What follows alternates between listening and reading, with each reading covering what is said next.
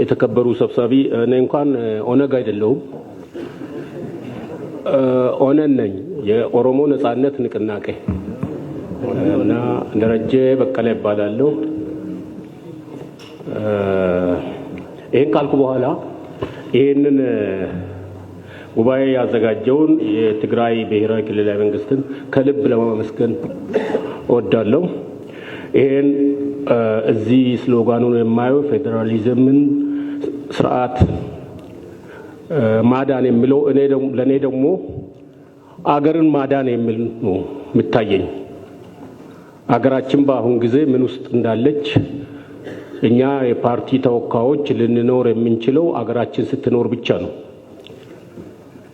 አገራችን በአሁን ጊዜ አንድ ወንድሜ ከዛ ላይ ተናግሯል ታማለች ብቻ ሳይሆን ከፍተኛ ህመም ውስጥ ወድቃለች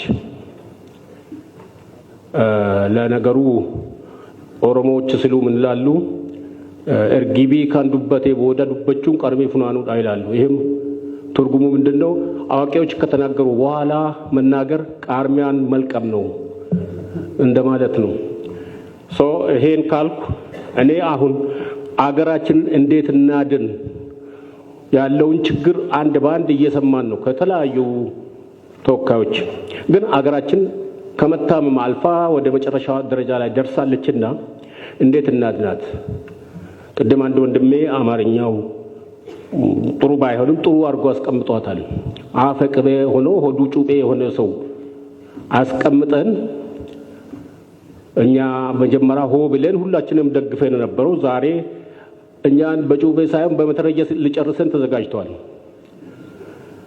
ይሄ ብቻ አይደለም የኦሮሞ ህዝብን ጡትና እጅ ቆረጡትን አጥንት ከጉድጓድ ሰብስቦ ሐውልት እየተሰራልን ነው ስንት መደረግ የሚገባቸው በየክልሉ ያሉ ለአጥንት ለመሰብሰብ ወደ ቤተ መንግስት የገቡ ዳቆኖችና አንዳንድ ነጋዴዎችን በማሰባሰብ በኦሮሞ ህዝብና በሌሎች ብሔር ብሔረሰቦች ላይ እየተደረገ ያለው ደባ ታሪክ ይቅር የማይለው ነው እኛ ዛሬ ፒፒ ምን እንበለው ግን ታሪካችን 150 ዓመት አባቶቻችን የታገሉበትን ቋንቋ ሊያጠፋ ባህል ሊያጠፋ ማንነትን ሊያጠፋ ከነጋዴና ከዳቆን ጋር የሚማክረው ጋር ጎን አንቆብን ብለን ወደዚህ ስንመጣ ስንት ተጽዕኖ ተደርጎብን እንደመጣን እናውቃለን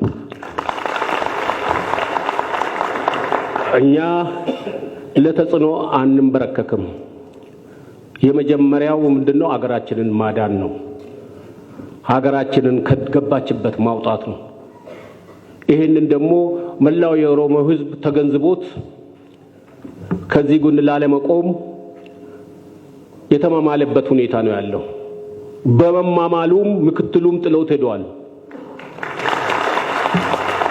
ስለሆነም እኛ አሁን ይሄን አደረገን ይሄን ሰራን ሳይሆን ምን እናድርግ ነው ወደ አክሽን እንሄድ ነው ህዝባችንን እናንቀሳቅስ ነው ህዝባችን ወደ አክሽን ሄዶ ሀገሩን ማዳን አለበት የውሸት ፕሮፓጋንዳ እዛ ቴሌቪዥን ሞልቶ የሚወራውን መተው አለብን ቅድም ተነግሯል በብዛት እኔ በኦሮሞነቴ ካልኮራው አቶ አባይ በትግሬነቱ ካልኮራ ኢትዮጵያ የምትባል የለችም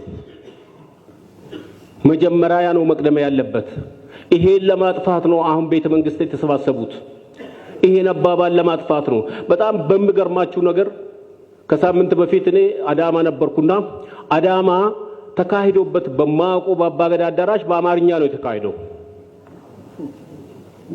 ይሄን የፓርቲውን እንትን ለማስተዋወቅ ለስራ አስፈጻሚ ኮሚቴዎች ተብሎ በአማርኛ የተካሄደበት ሁኔታ ያለ ነው ያካሄደውም ደግሞ ራሱ ጠቅላይ ሚኒስትሩ ነው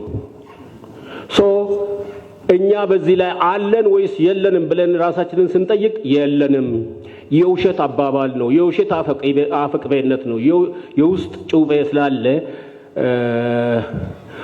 ገንፎ ቢሆንም ጋሬጣ ውስጡ ካለ ያው መውጋቱ አይቀርም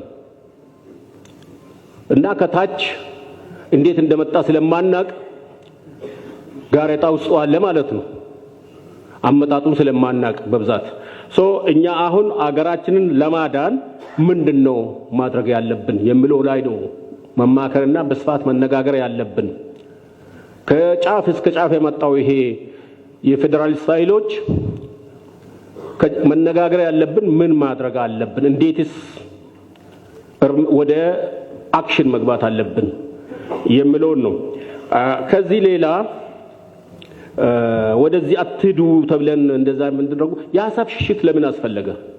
እውነት ከያዝኩ ነው ማንንም አልፈራም፣ ማንንም አልሸሽም። እውነት ነው የሚያሸንፈውና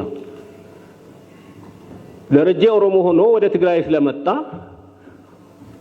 ትግሬ ሆነ ማለት አይደለም። የሐሳብ ፍጭት ከተካሄደ በኋላ አቶ አባይ ካሸነፈኝ እቀበላለሁ፣ እኔ ካሸነፍኩት ይቀበላል። ይሄ ነው መሆን ያለበት። ትክክለኛ የሰለጠነ አካሄድ ይሄ ነው። ግን በሽሽት በሩቁ ቁሙ፣ አትሄዱ፣ እዛ የሄደ ከዚህ በፊትም እንዲያደረገ ነው ከዚህ በፊት ያደረገው እኮ ቅድም አንድ ወንድም ያንስቶታል። የተወሰኑ ግለሰቦች ከዚህ የህወሓት አባላት ብቻ አይደሉም፣ እንደ ኢህአዴግ ነው ሲወነጅሉ የነበረው። እኔ ምናልባት የተከበሩ ዶክተር ደብረጽዮን እዚህ የሉም እንጂ ጽፌላቸው ነበር ደብዳቤ።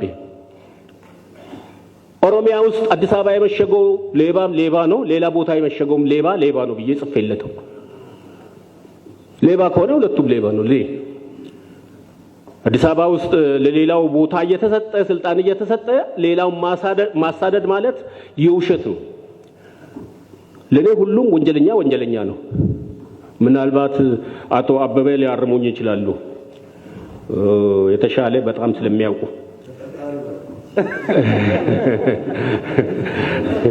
እና ይሄን ነው ማለት የሚፈልገውና ሌላው እኔ ማንሳት የሚፈልገው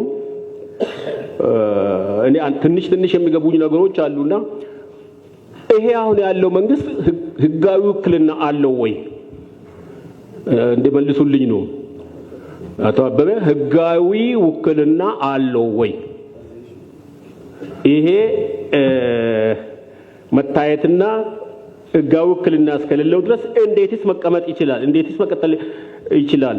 ለሌላው መሳሪያ አፈሙዝ ጅንጃንካ የተባለው እዚህ ላይ ሳይሰራም ወይ በመሳሪያ አፈሙዝ ያለ መሆን አለበት። እኔ ህጋዊ አይደለም። ለምን ድሮ ህዝቡ ኦፒዲዮን ነው የመረጠው። ኦሮሞ ህዝብ ኦፒዲዮ ፈርሶ ኦዲፒ ተባለ። ኦዲፒ ፈርሶ ደግሞ ሌላ ምን እንደተባለ አላውቅም። በርግጥ አሁን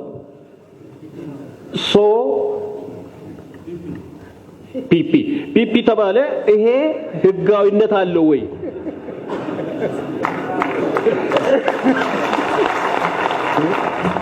ሌጂትመንት የሚባል ይሄ መንግስትነት እስከሌለው ድረስ እንዴትስ የኢትዮጵያ ህዝብ በርግጥ ጨዋ ነው፣ የኢትዮጵያ ህዝብ ሃይማኖተኛ ነው እያልን ወንበዴ ሲገዛን ወይም አረመኔ ሲገዛን ዝም ብለን ማየት የለብንም። ወደት መሄድ አለብን? ወደ ህዝቡ ወርደን ህጋዊ ውክልና ሜዳ ላይ ጥሎ ሄደዋልና ወይ ሰብስበ ለኛ ስጠን ወይ ለሌላ ስጠው ብለን መጠየቅ አለብን። ህዝቡ ነው የሚሰጠው እንጂ ግለሰብ አይደለም። ስለዚህ እኔ ህጋዊነቱን ምናልባት ጋሽ አበበ ትንሽ ካሉኝ ተቀብዬ ወደ ትግል ይገባለሁ ማለት ነው። አመሰግናለሁ።